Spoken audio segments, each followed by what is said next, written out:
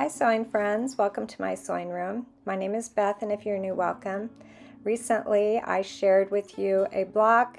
One name is the Oxford Rose. It has other names as well, and I made a couple of blocks on the video, and today I'm going to share how I put all of those blocks together into a quilt top. Over the last week or so, I've been doing a lot of cutting and sewing together to make the beautiful block. It's also called Rose Star, Colonial Garden, and Tumbling Hexagon.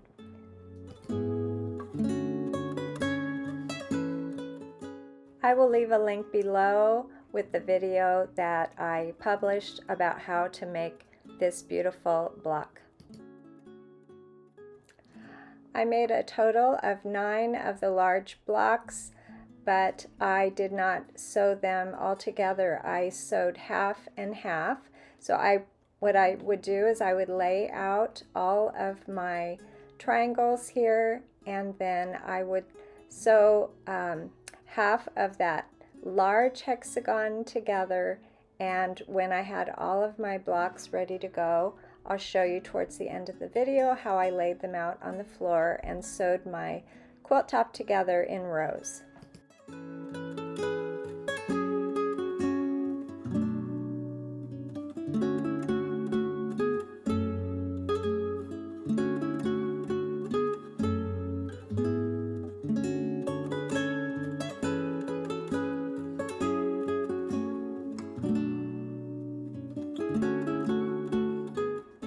This block, as you can see, needed a lot of those kite shapes, and I tried to use a variety of colors, and I did not have enough of the red that I started with.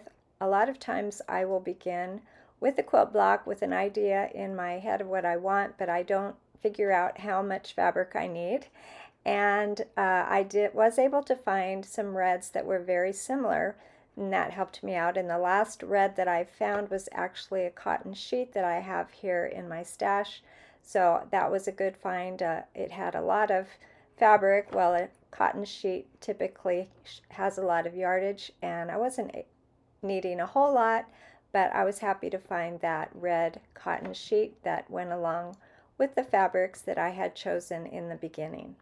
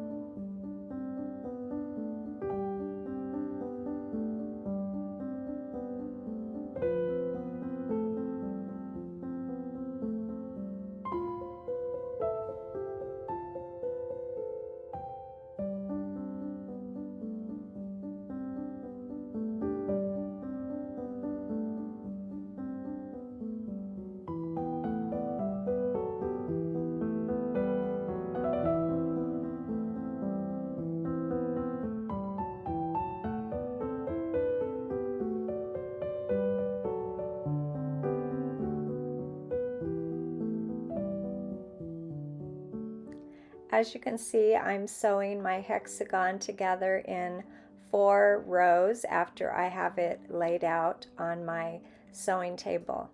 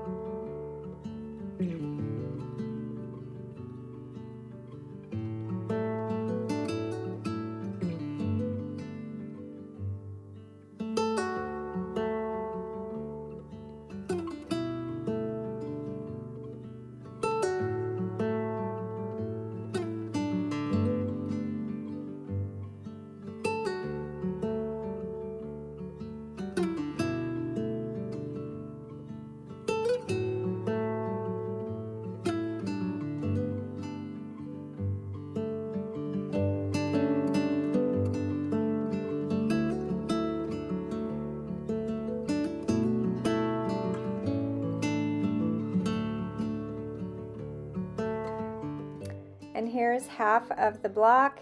So for all of the 9 blocks, I left them in half so that when I laid them out on the floor, I would be able to sew across in rows.